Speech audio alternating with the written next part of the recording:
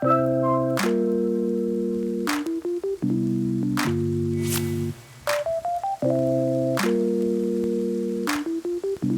우리가 아트페어 장사하고 있지만은 이와 유사한 그런 행위들이 아주 오래전부터 있었다라는 겁니다. 그 밑에 보시면 1페이지 하단에 보시면 여기 이게 이제 1660년대에 그려진 그림입니다. 이 그림을 그린 작가는 플랑드르, 그러니까 유럽의 오늘날에는 플랑드르란 말이 그런 나라가 사라졌지만은 오늘날로 치면 플랑드르가 이제 그러니까 영어에서는 플란더즈거든요. 플란더즈. 우리 그 예전에 만화 영화 중에서 플란더즈 얘기라고 혹시 기억나실지 모르겠는데 그 플란더즈입니다. 영어로 플랑드르라고 하죠. 여기가 오늘날로 치면은 100% 일치하지는 않지만은 벨기에 지역이니까 벨기에지요. 그쪽 출신의 이제 화가인데 길비스 반 틸보르흐라는 이제 화가인데 17세기 바로크 시대의 화가입니다. 이 화가가 그 당시의 풍경, 그러니까 그 당시의 사람들의 삶, 모습 이런 것들을 그렸어요. 그 중에 하나가 이제 그 당시의 사람들, 물론 이제 귀족들이겠죠. 그 귀족들의 삶 중에 하나가 뭐였냐면 취미가 바로 미술품을 수집하는 거였어요. 미술품 수집. 그래서 그 장면을 지금 그 작품으로 그린 겁니다. 이렇게. 그 제품 제목이 픽처 갤러리라는 거예요. 그러니까는 갤러리 그림. 지금 여기 보시면은 여기 하나하나가 전부 다 갤러리를 대표해서 왔지 않습니까? 그런 그 갤러리가 옛날에는 이렇게 집 같은 데서 귀족들의 집 같은 데서 이게 거래가 됐었다는 것이죠. 그 장면을 지금 그려놓은 겁니다. 근데 이 그림 보시면 알겠지만은 이 어떤 고객들이 전부 다 의자에 앉아 있고 또 서 있고 이렇게 있잖아요. 그러면서 이 방을 보시면은 그림들이 다 가득 차 있어요, 방에. 그렇죠? 그리고 이제 그림들이 있고 또 이제 조그만한 시종이라고 할까요?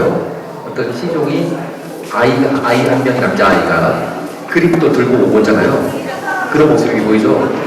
이게 이제 아마 새로 만든 작품이겠죠. 요즘 말로 하면 신상 작품을 이렇게 보여주는 겁니다. 이게 새로 이게 그려졌는데 어떤 화가가 그린 그림인데 여러분들은 어떠세요? 그러면서 하나 사세요. 뭐 이런 거죠. 한번 이런 모습을 작품으로 남기는 것이죠. 다시 말해서 이러한 지금 아트페어는 아트페어지만은 이런 미술품을 사고 파는 행위들이 17세기 바로크 시대에 굉장히 발달을 했다는 거죠. 벌써 몇백 년 전에. 그것을 제가 보여드린 겁니다. 그 2페이지 보시면은 마찬가지예요. 이것도 역시 그러한 그림들입니다. 그러니까 17세기 때 그림인데 이때 이제 고객들, 그러니까 우리가 그림을 사고 팔기 위해서는 사는 사람도 있어야 되지만 파는 사람도 있어야 되죠. 이 파는 사람들을 우리가 아트 딜러라고 합니다. 오늘날로 이제 한자식으로 하면은 화상들이 그때도 있었다는 거예요. 직업으로 있어. 그러니까 전문 직업으로서 화상이 있었다.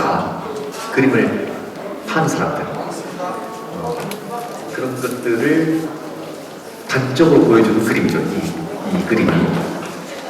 이제 마치 이제 그 당시에는 사진기가 없었기 때문에 이렇게 귀족들이 그런 미술품을 사고 파는 그런 공간에서 이렇게 기념 촬영하듯이 모델처럼 포즈를 취하고 있는 거예요. 그래서 화가가 이것을 기록으로 남기는 겁니다.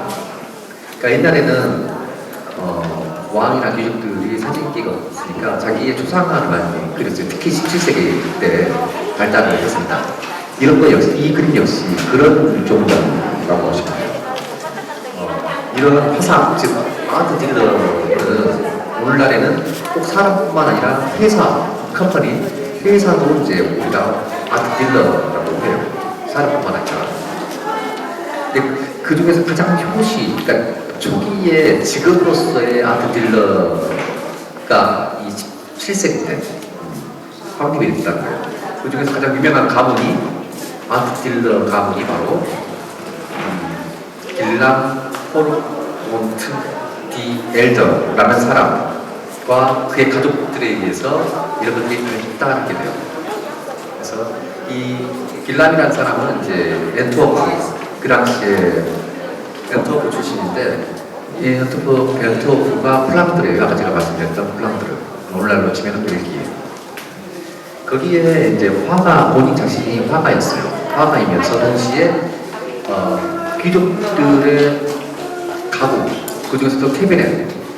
그러니까 우리도 옛날 그 자개농을 많이 만들었잖아요. 돈 많은 사람들 막 자개농 이렇게 사고 했는데, 그렇듯이 그 당시에 이제 귀족들이 캐비넷을 주문 제작을 많이 했습니다. 17세기 때 그림뿐만 아니라 그런 캐비넷을 만드는 사람이면서 화가였어요. 이 빌란이라는 사람이.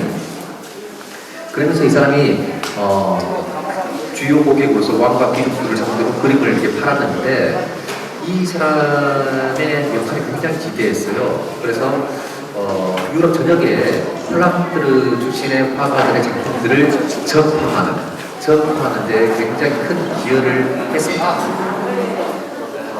그리고 이 사람은 그 유럽뿐만 아니라 남미 이런 데까지 그 기술이, 그러니까 17세기 플랑드르 회화가 전 세계 곳곳으로 퍼지는데 상당한 역할을 했다. 합니다. 그러니까 천재도 우리가 이 사람들의 역할이 미술계에서 끼치는 영향이 막대합니다. 그리고 그런 사람들에 의해서 미술사가 쓰여질 정도 그런 막강한 영향력을 끼치는 사람들이 바로 이런 아트 딜러들이다 라는 거예요. 어쨌든 간에 이 딜러라는 사람이 굉장히 중요한 역할을 했는데, 그 사람과 그 가족들, 자기 자식들이 있었는데 8명을 자녀들을 뒀어요. 근데 이 사람들이 하나하나 전부 다 이런 아트 딜러로서 또 성공하게 됩니다. 예를 들어서 첫째 아들이 이제 알렉산더라는 아들인데, 이 사람 역시 이제 궁정의 그 왕을 대상으로 해가지고 거래를 했던, 그래서 엄청나게 많은 영향을 끼쳤던 그런 사람이에요. 그러니까 어쨌든 간에 길람이라는 사람의 패밀리, 가족들이 굉장히 미술계뿐만 아니라 정치계, 그리고 뭐 경제계 이런 것에 굉장히 많은 영향을 끼쳤습니다. 그러니까 제가 드리고 싶은 말은, 이 아트 딜러가 단순하게 그림만 갖고 이게 거래를 하는 사람이 아니라 굉장히 정치계, 그다음에 재계 이런 쪽에 굉장히 파워를 갖고 있다라는 거예요. 그것을 제가 말씀드립니다. 그래서 이 사람은 자기 자신의 가족들의 인적 네트워크를 활용해가지고 국제적인 미술품 사업을 하게 되는 거예요. 그래서 이제 여기 보실 때도, 작품을 보실 때도 이게 단순하게 미술 작품이지만은 여기에는 모든 어떤 요소들이 다 알게 모르게 서로 밀접한 관계를 갖고 있다는 것이죠. 정치계, 경제계, 또 교육계를 벗어나서 그런 아주 긴밀한 상호작용을 하고 있는 것이다. 라는 겁니다. 좀 그 다음 장 3페이지 보시면은 우리에게 가장 유명한 19세기 때 화가 중에 유명한 사람을 들라면 굉장히 많지만은 그 중에서도 가장 인상적인 화가라고 한다면은 풍기 인상주의 화가들이 여러 명 있는데, 그 중에서 빈센트 반 고흐 많이 들어보셨죠? 빈센트 반 고흐가 굉장히 유명한 겁니다. 근데 이 빈센트 반 고흐는 화가로서 본격적으로 자기 작품을 제작하기 이전에 이미 아트 딜러로서 이렇게 직업을 가졌었어요. 아트 딜러 화상, 그리고 자기 마음뿐만 아니라 마스오의 가장 바흐에게 가장 많은 영향을 끼쳤던 자기 동생 테오 바흐에게도 테오 바흐로 화상을 했습니다. 아트 딜러를 했었어요. 그러니까 그 당시에 유럽에서 가장 대표적인 화랑 갤러리가 이름이 구필 화랑이에요. 구필. 이 구필 화랑에서 그 아트 딜러로서 일을 했습니다. 물론 이제 나는 지금 바로 밑에 있잖아요. 바로 이 사람은 이제 자기 삼촌 덕분에 이제 화랑 일을 시작하게 됩니다. 근데 굉장히 많은 우여곡절이 있었어요. 결국에는 이제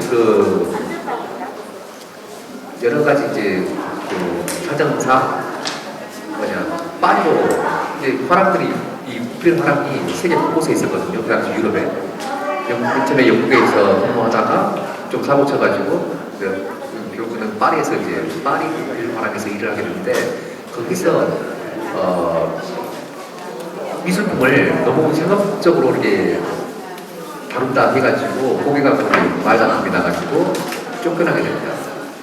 근데 이제 어쨌든 간에 그러면서 이제 결국 이 일을 계획으로 해가지고 나중에 본격적인 화가로서의 삶이 이렇게 시작되게 되었습니다. 어쨌든 간에 그 유명한 화가 중에 한 명인 바흐가 이런 아트 딜러였다 라는 것은 또 재밌는 사실이죠. 그러니까 이게 것 같아요. 참 아이러니하지만은 바흐도 그 누구보다도 자기 작품에 대해서 애정도 많았습니다. 애정도 많고 완전히 우리가 말하는 순수한 그 예술을 유지한 예술. 그러니까 예술은 예술 외에는 다른 어떤 목적에도 봉사하지 않는다라는 것이 이제 19세기 때 많이 그런 개념이 퍼졌는데 그런 이제 뭐랄까 그런 주의자였어요. 그래서 이제 어떻게 들릴지 모르겠지만은 이렇게 막 너무나 금전적인 이익을 쫓으면 안 된다라는 생각을 갖고 있었습니다. 근데 솔직히 말하면은 원래 이제 이런 그 화랑이나 이런 아토피어 이런 것들이 본격적으로 발달하게 된 계기가 뭐냐면은 1789년에 프랑스 혁명입니다. 프랑스 혁명. 그러니까 이 프랑스 혁명으로 인해서 기존에 있었던 왕과 귀족이 지배하던 그 세계가 끝났잖아요. 그래서 이제 시민이 이 세계의 주인이 되는 그런 시대가 도래를 했는데 이게 이제 그러면서 기존의 이제 작가들, 아티스트들은 고객들이 확실했습니다. 그 고객들이 왕과 귀족들이에요. 또 교회 이렇게 해가지고 그러니까 한마디로 이 세계의 지배계층들이 주요 고객이었어요. 그래서 그들에게 작품 팔고 그 대가로 생활을 영위를 했었습니다. 근데 이제 그러한 시대가 끝나버렸잖아요. 1789년 프랑스 혁명으로 인해서. 그러다 보니까 이제 그 작가들이 눈 뜨게 돼요, 세상에서. 그렇잖아요. 자기 고객들이 사라져버리잖아요. 그렇죠? 그러니까 작가들은, 화가들은 불특정 다수의 고객들을 상대로 자기 생활을 하면서 그림을 그려야 됐습니다. 그래서 이제 오늘날 이런 화랑 갤러리들이 전문적으로 미술품을 수집하고 고객들을 대상으로 이렇게 판매하는 그런 직업들이 본격적으로 출발하게 돼요. 물론 그전에도 있었지만 제가 17세기 바로 그때 있었다고 했잖아요. 그때의 화상들과 프랑스 혁명 이후의 화상들은 완전히 다릅니다. 그러니까 프랑스 혁명 이전의 아트 딜러들은 확실한 고객들, 즉 왕과 귀족들을 대상으로 그들이 고객들이었어요. 근데 프랑스 혁명 이후로는 완전히 누가 고객이 될지 몰라요. 그렇죠. 그러니까 작가들도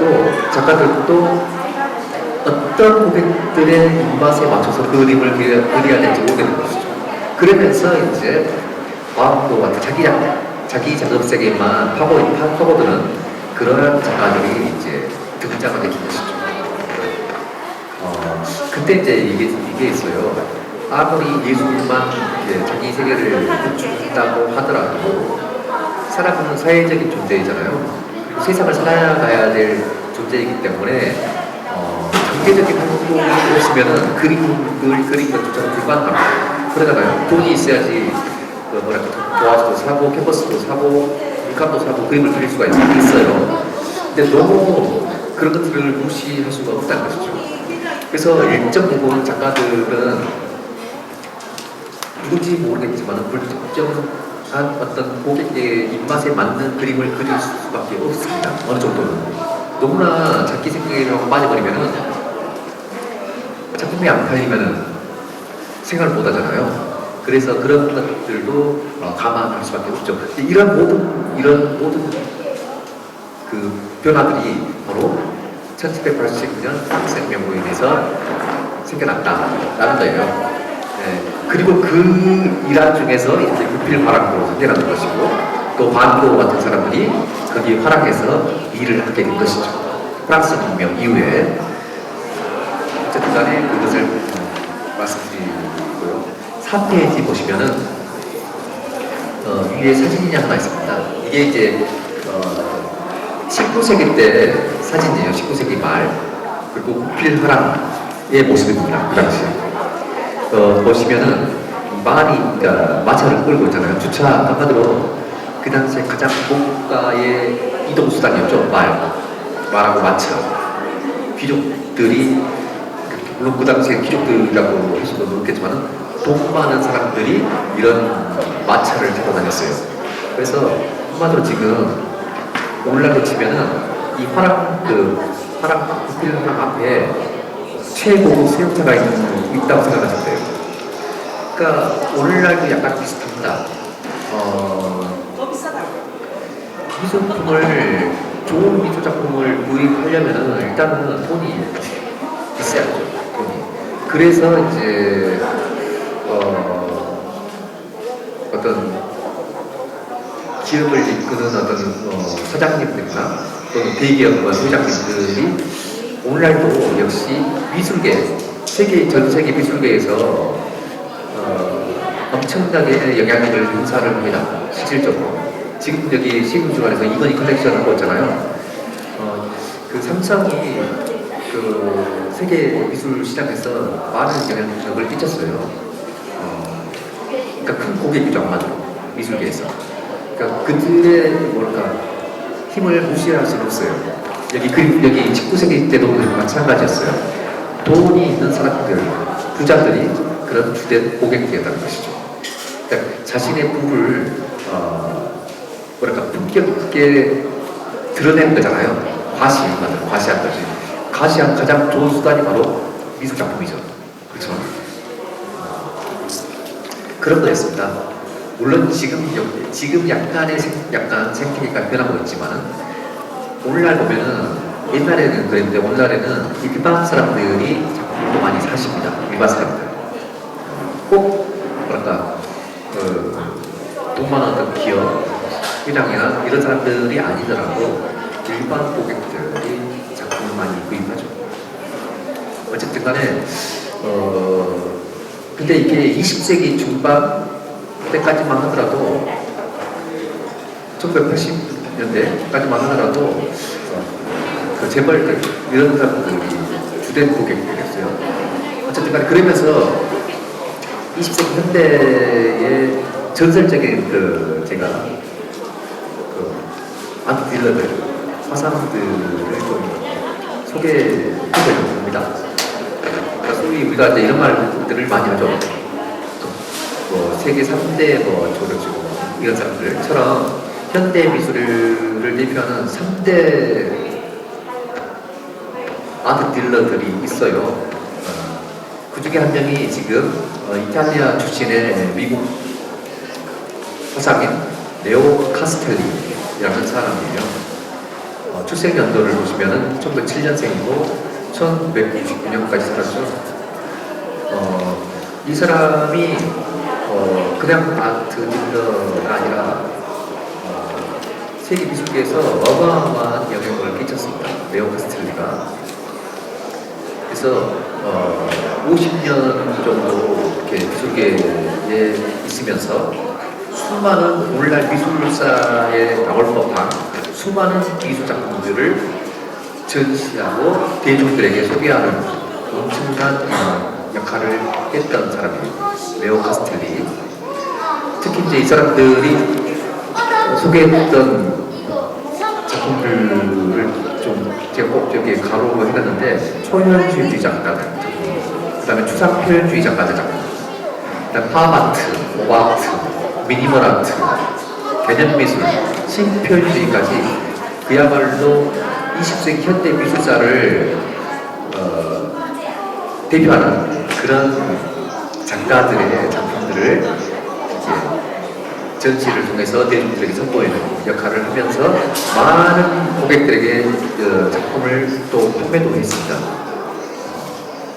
그래서 미술 시장에서 굉장히 큰 손이었죠. 어쨌든 간에 이 사람이 한 명 있고 또 그 다음 페이지 보시면은 이 사람 독일 사람이에요. 미하엘 베르너라는 사람인데 이 사람도 독일 출신의 화상인데 2차 대전 이후에 굉장히 많은 독일 작가들을 발굴하고 또 그들의 작품들을 전시하고 또 판매까지 해주는 그런 어마어마한 역할을 했던 사람입니다. 미하엘 베르너. 지금 이제 그 미하엘 베르너가 발굴하고 세계 미술계에 등장시켰던 가장 대표적인 작가 중 한 명이 바로 게오르그 마제리츠라는 독일의 화가이자 조각가 있죠. 굉장히 세계적인 아티스트.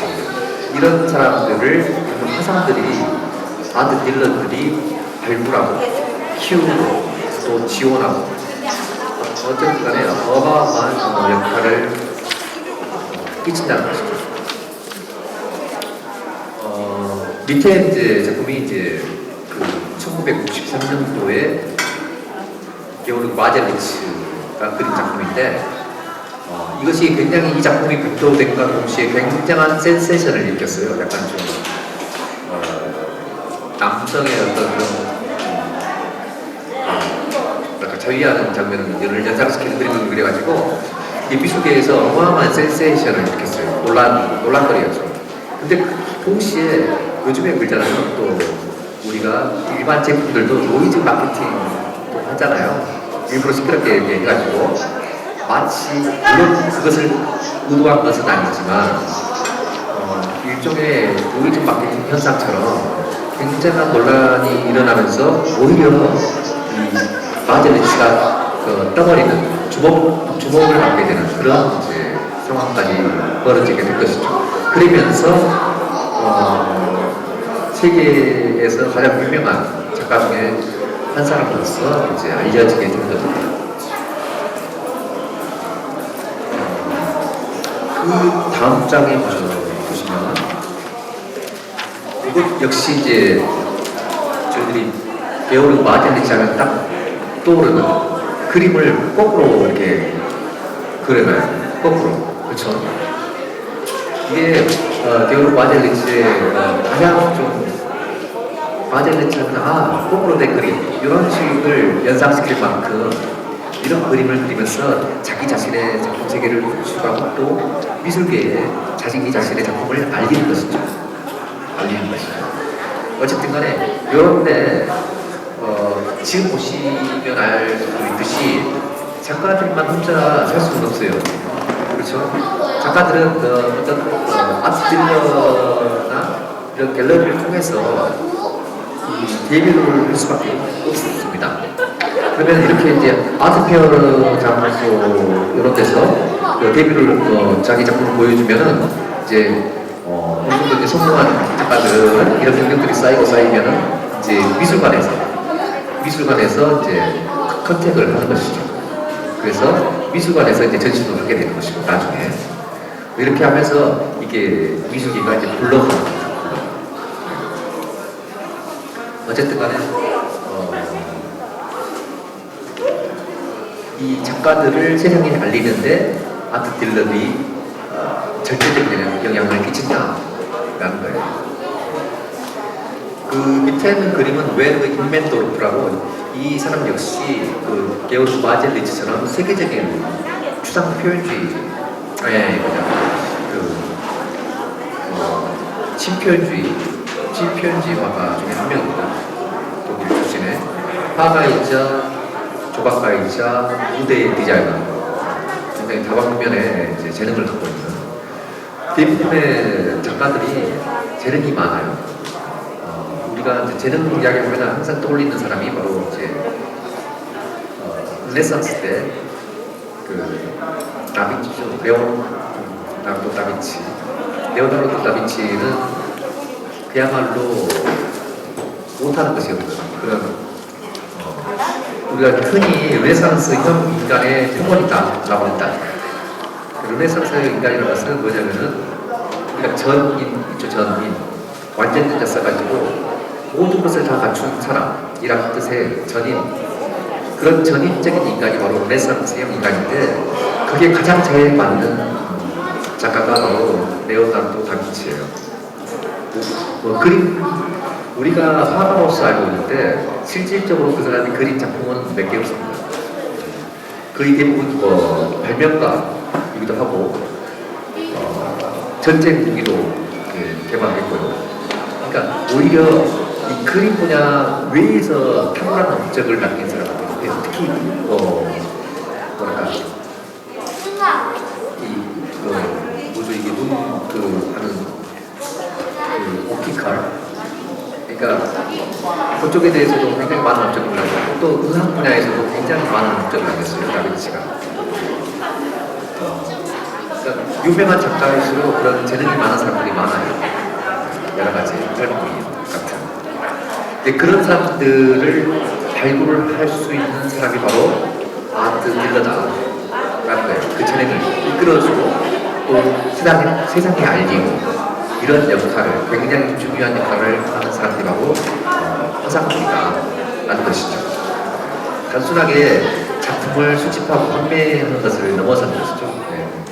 오늘날 우리가 상품을 판매할 때도 마찬가지입니다. 여러 가지 전략도 짜야 되고 마케팅도 해야 하고 똑같아요. 특히 이제 미술 작품은 훨씬 더 그런 것들이 중요하죠.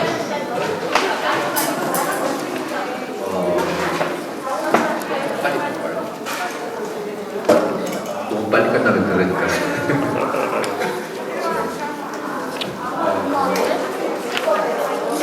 페이지 보시면은 마지막으로 제가 아까 현대 미술의 3대 화상, 전설적인 화상들 3명이 있겠죠. 그 중에 맨 처음이 아까 제가 말씀드렸던 누구였죠?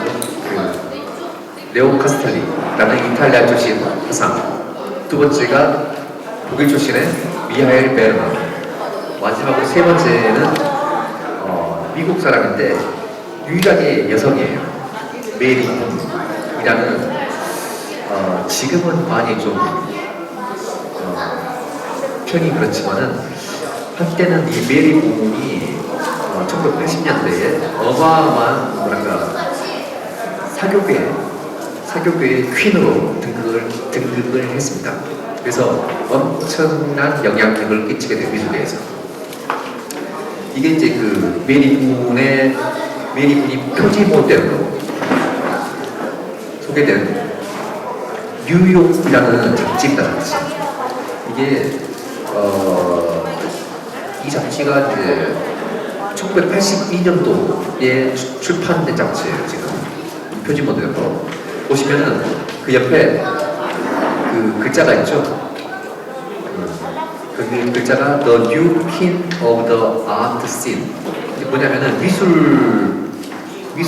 무대 또는 미술 장면에서 새로운 여왕이 바로 메리분이라는 거예요. 그 정도로 어마어마한 영향을 미치게 됩니다. 그러니까 우리가 생각하는 아트 딜러들이 단순한 그냥 화상이 아니에요. 그러니까 뭐랄까 정치계, 경제계, 이런 문화계 그런데 막강한 영향력을 미친다는 것이죠. 그래서 그 당시 소호 쪽에서 이제 기반을 소호에 이제 갤러리를 열어가지고 활동을 했었습니다. 소호. 이 사람이 발굴하고 이제 키운 사람들이 굉장히 많은데 그 중에 가장 대표적인 사람들이 바로 줄리안 슈나벨 이런 사람들, 그다음에 데이비드 살레, 또 기타 등등 굉장히 많아요. 그 당시에 많은 사람들이 메리문 그 화랑의 갤러리에 소속돼가지고 활동을 했었습니다. 특히 이제 바스키아, 젊은 나이에 요절을 했지만은 바스키아 같은 사람들, 저희 바스키아 그림은 이제 길거리에 이렇게 낙서하듯이 그린 그림이 굉장히 유명하죠. 어쨌든 간에 이런 세계적인 화가들을 키운 장본인이 중에 한 명이 바로 메리 문이라는 사람이다. 근데 연대를 보시면 알겠지만은 아직까지 살아있습니다. 이 사람은 1951년 52년생인데 연대가 정확하지 않아요. 근데 이제 오늘날 현대 미술의 센터가 수도가 바로 이제 미국 뉴욕이잖아요. 그게 바로 2차 대전 이후로 뉴욕이 세계 미술계의 수도가 된 거예요. 그 이전에는 유럽에서 파리였죠, 파리. 파리가 이제 1, 2차 대전을 겪으면서 유럽이 올라가면서 이제 미국이 떠오르게 된 것이죠. 그러면서 수도가 파리에서 이제 뉴욕으로 이제 옮겨지게 된 것이죠. 그러면서 굉장히 미술계가 급성장을 하게 됩니다. 원래 19세기 때만 하더라도 미국은 완전히 그 미술계에서 변방이었죠, 변방. 뭐 영향력 있는 사람 한 명도 없고 역사도 원래 없으니까요, 그렇죠? 그랬었던 면방이었는데 2차 대전을 계기로 유럽의 수많은 뭐랄까 학자들, 화가들, 조각가들, 그러니까 각 분야의 세계 최고의 사람들이 미국으로 망명을 하면서 특히 뉴욕을 중심으로 이게 망명을 했거든요. 그러면서 급속도로 이제 뉴욕이 성장하게 된 것이죠. 어쨌든 간에 그러면서 이제 미술계도 더불어서 이제 성장하게 된 것이죠. 그 절정이 바로 1980년대입니다. 1980년대. 그 절정의 황금기에 이 메리문이 여왕으로서 등장하게 된 거예요. 그러니까 어마어마한 영향력을 끼쳤죠. 그렇죠. 그때 그 다음 1950년대부터 미술계가 전반적으로 위축이 됩니다. 이게 그런 이제 흐름에 따라서 메리문도 여러 가지 이제 사건에 얽히면서 이제 약간 쇠퇴 올라라고 하기엔 좀 하지만은 쇠퇴하게 되는 것이죠. 이 전설적인 3대 화상들 이후로는 오늘날 눈에 띄는 화상들이 없는 이유가 바로 1990년대의 미술계의 어떤 쇠퇴와 연관이 있습니다. 근데 이제 요즘에는 이제 아시아 쪽에서 또 이 자본을 기반으로 해가지고 특히 중국을 중심으로 해가지고 중화권을 중심으로 해가지고 급속도로 성장을 하고 있긴 하죠. 특히 중국의 베이징이나 샹하이 그런 데를 중심으로 조금씩 이제 성장을 하고 있는 중입니다. 제가 그 밑에 이제 그림을 하나 넣었죠. 굉장히 유명한 사람이죠. 오늘날 아직 생존해 있고 살아있는 작가입니다. 그 데이비드 호크니라고 1937년생 영국 출신이죠. 영국. 이 사람 역시 재능이 많아요. 화가이면서 판화가이면서 공예가이면서 무대 디자이너 또 사진가.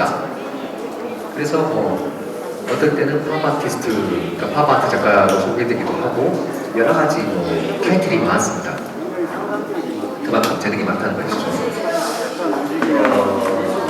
이 사람의 제가 지금 출력한 이 작품이 현존하는, 그러니까 살아있는 사람 생존 작가 중에서 가장 고가예요. 90억이라는 네, 한 90, 90점 300만 불. 예, 90만 불, 우리 돈으로 90억이라는 얘기. 90억 넘을 겁니다. 9천억. 계산해보시면 한번 90억 달러를 계산하면은 환율로, 오늘날 환율로 치면은 오늘 환율이 지금 얼마 정도 되는데요? 아니 한 90억 100억이나. 아니, 네. 진짜 환율 한번 쳐볼게요. 9천만이니까 미국 달러는 지금 1,438원이거든요. 오늘 90억 달러면은 90억 80만 불이죠. 90억 달러면은 뭐야 이게? 이거 너무 많은데요?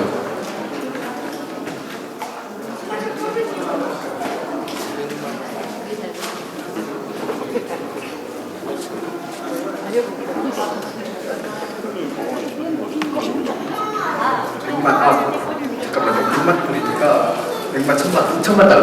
네, 9천만 9천만 달러 달러. 본다면 1억 달러가 안 되니까 9천만, 9천, 예, 1000억이라는 얘기네. 9천만 달러면 1294원. 지금 오늘 지금 환율로 하면은 1294억 2천만 원. 무작품이죠. 데이비드 호킹이라는, 그러니까 지금 살아있는 작가 중에서 가장 최고가로 낙찰받은 작품. 이게 2018년도에 90억 300만 불. 그러니까 정확하게 하면은,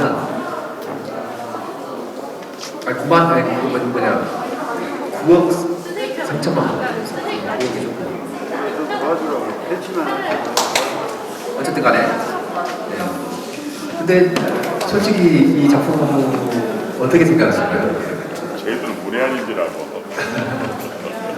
37년생이 그랬다는데 군도 아니고 예. 다이아몬드도 아닌데 예술의 가치가 이게 그 작품명은 이제 작가들이 직접 작품 제목을 붙이기도 하지만은 무죄가 많아요. 그럴 때는 이제 미술가들이나 비평가들이 제목을 또 붙이기도 하거든요. 그래서 이 작품은 지금 현재 그러니까 어떤 예술가의 초상이라는 걸로 불리고요. 또 다른 제목으로는 두 사람이 있는 수영장, 풀 이렇게 작품 제목이 좀 달라요. 근데 대부분의 옛날 작품들은 우리가 잘 알고 있는 뭐 모나리자 원래 제목이 없었습니다. 네, 그것을 미술가들이 붙인 거예요. 그런 것들이 많습니다. 자, 그러면 이분들의 저분이 뭐 데이비드 이분이 1972년도에 그랬다는 분입니까? 아니면 1972년도작. 72년도에 네. 우리 작품이 경매에서 2018년 크리스티 경매에서 9천만 달러에 낙찰받았다는 것이죠. 중학교 다니는 시절인데 네. 그러면 이제 궁금한 게 생기죠. 과연 역사상 가장 비싼 작품이 뭘까? 모나리자? 네, 맞습니다. 그러니까 그거 모나리자는 얼마나 줄까요? 지금 제가 이제 해놨는데요. 원래는 이런 작품들은 이 미술사에 있는 작품들은 대부분이 가격을 측정할 수가 없습니다. 측정이 불가능해요. 아마 그걸 그 프랑스에서 모나리자 작품을 팔지 않을 거예요. 아무만 돈을 준다 하더라도 그런 작품들이 세계 곳곳에 많습니다. 예를 들어서 시카고 미술관에 있는 그 조르주 슈에라의 그랑다트 섬의 물을 호흡한 작품, 굉장히 유명한 작품이 있어요. 정면부분이 굉장히 대작인데 크고, 이 작품은 맨 처음에 팔릴 때는 뭐 얼마 안 했습니다. 돈을 가치를 몰랐기 때문에. 근데 이게 오늘날 시카고 미술관의 대표작이에요. 얼굴 역할을 하는 그 작품도 아무리 돈을 많이 준다고 해도 팔지 않을 겁니다. 저도 미술관의 대표작. 예, 그 작품 뭐랄까 추적 불가 한 작품이 굉장히 많죠. 근데 이제 어떻게 우리가 유추하냐면은 이 모나리자가 1962년에 미국으로 투어를 가게 돼요. 그러니까 프랑스에서 미국으로 갑니다. 전시를 위해서. 근데 가면은 그냥 보낼 수 없잖아요. 보험을 들여야 되잖아요. 보험. 그때 보험가가 그러니까 이 작품을 돈을 축적 불가능한데 어떻게든 보험을 들어야 되기 때문에 그냥 대충 그렇게 한 거예요. 그게 이제 1억 달러짜리 보험을 들었어요. 근데 이게 이제 그 당시 1962년도고 오늘날의 가격으로 친다면 이게 8억 7천만 달러의 값을 가진 작품이다 해가지고 보험을 든 거예요. 그러면은 8억 7천만 달러면은 잠시만요. 1억 달러가 네, 1,200. 1조가 넘습니다. 1조 2,510억. 근데 1조를 준다고 해도 안 팔거예요. 네, 안 팔 겁니다. 올해가 7월. 네, 그러니까 이 다빈치 모나리자가 조그만하거든요. 근데 이 조그만한 모나리자가 물론 유명세도 있지만은 여러 가지 뭐 탈취 사건도 있었고 뭐 도난 사건도 있었고 그래서 센세이션을 일으켜서 유명한 것도 있지만은 워낙 그 천재 중에 천재잖아요. 다빈치가 작가가 천재 중에 천재인 것을 알 수 있는 작품이기도 합니다. 이 작품이. 그 이유가 뭐냐면은 이게 이제 그려졌을 때 그 당시 르네상스 특히 이제 다빈치는 피렌체라는 도시 출신이거든요. 피렌체 인근에 빈치라는 마을 출신이에요. 시골. 그래서 다 빈치입니다. 이름이. 빈치 출신이라는 뜻이에요. 이름이 레오나르도. 빈치 출신의 레오나르도가 바로 레오나르도 다빈치입니다. 근데 어쨌든 간에 다빈치가 그림을 그렸을 때 피렌체는 르네상스 미술을 이끈 도시거든요. 피렌체가. 그래서 피렌체에서 최초로 이 원근법이라는 원근법, 그것도 선원근법, 이 선원근법이라는 것이 발명이 돼요.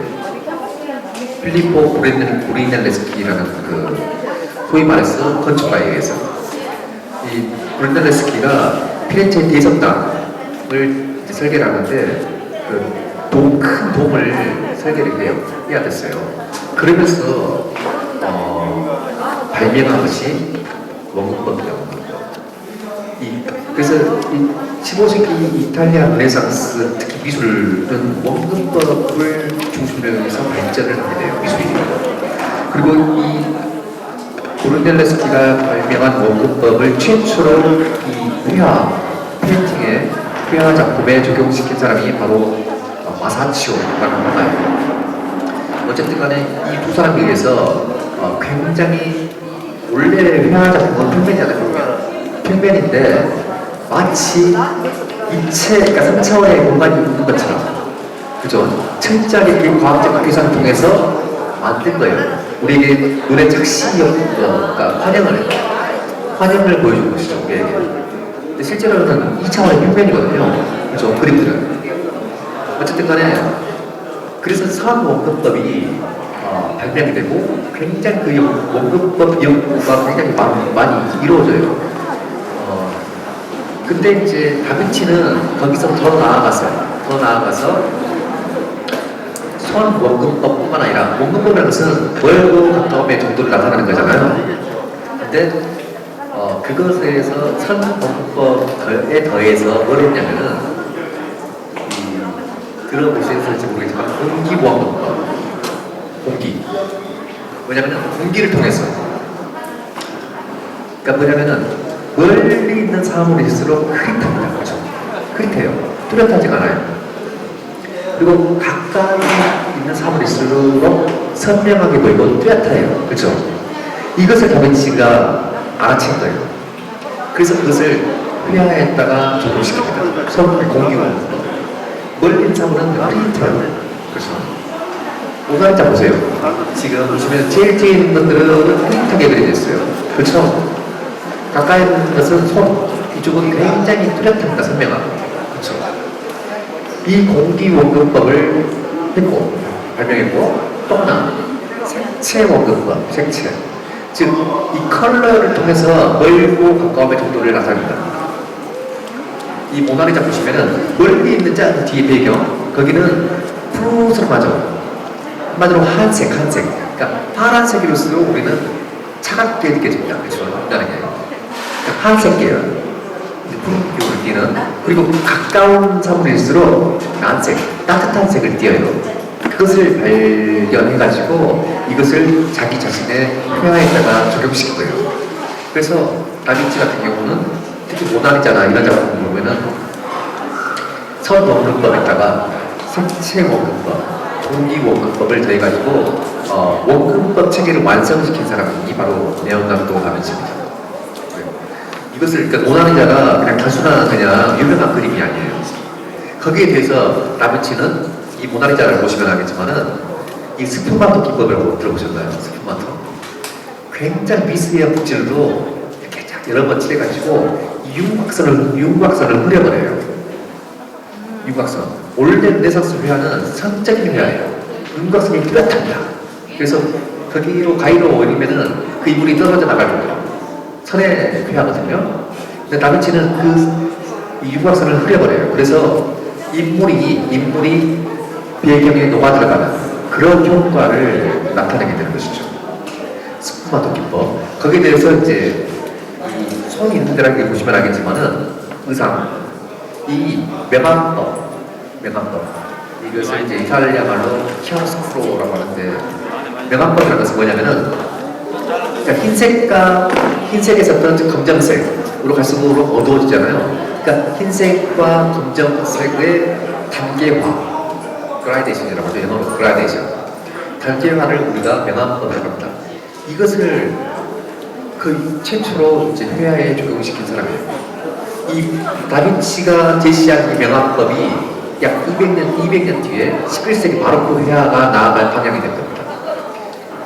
뭐 다 그런 건 아니지만은 17세기 바로크 회화는 명암법의 회화예요. 명암법. 그것을 먼저 앞서서 제시한 것이죠. 그래서 레오나르도 다빈치가 위대한 작가로 인정받고 있는 것이고 이 작품이 그렇게 이제 가치하고 있다는 것을 사람들이 그렇게 평가를 하게 된 것이죠. 그래서 오늘날 어쨌든 간에 이 작품이 가장 유명한 작품이지만은 또 가장 값어치가 나가는 그런 작품이다라는 겁니다. 마지막으로 이제 제가 드리고 싶은 말은 지금 타이틀이 그거잖아요. 저희가 기쁨과 만족의 미술품 수집을 위해서 어떤 것이 필요할까 했을 때 물론 다 중요하겠지만 돈도 필요하죠. 작품 구입을 하려면. 하지만은 그것보다는 일단은 작품이나 그 작가를 볼 수 있는 눈이 있어야 된다. 안목이 있어야지 되고 또 경험이 있어야 돼요. 경험. 미술품 전시장을 많이 돌아다니면서 많은 작품들을 봐야 된다. 이런 경험. 그래야지 물론 안목으로 뗄 수 없는 것이죠. 경험이라는 것은. 거기에 대해서 미술사적인 지식도 있어야 돼요. 그래야지 이 작품이 어떤 위치에 있구나라는 것을 알게 되겠죠. 그리고 그런 안목과 경험과 지식이 있으면은 이 작품의 어떤 가치가 이 정도 되겠구나라는 것을 파악할 수가 있을 것입니다. 그렇죠. 근데 거기에 앞서서 가장 필요한 것이 뭐냐면은 바로 미술품에 대한 또 미술에 대한 어떤 사랑이겠죠. 그런 열정이 없으면은 우리가 이제 이것을 작품을 수집하는 사람들, 소장하는 사람들을 애호가라고 하다. 이 사랑의 자를 쓰는 거예요. 그래서 어떤 그런 미술에 대한 사랑이 전제가 되지 않으면은 무의미하다. 그래서 이 미술 작품 수집 같은 경우도 꼭 이게 상업적인 마인드로 접근하는 것은 저는 좀 옳지 않다고 봐요. 그러니까 그것도 중요하지만은 가장 전제가 되는 미술품에 대한 사랑. 그런 것들이 있어야지만이 이 미술품을 수집했을 때 우리가 행복한 어떤 행위가 되지 않을까. 저는 그렇게 생각합니다. 그 이상으로 그냥 간단하게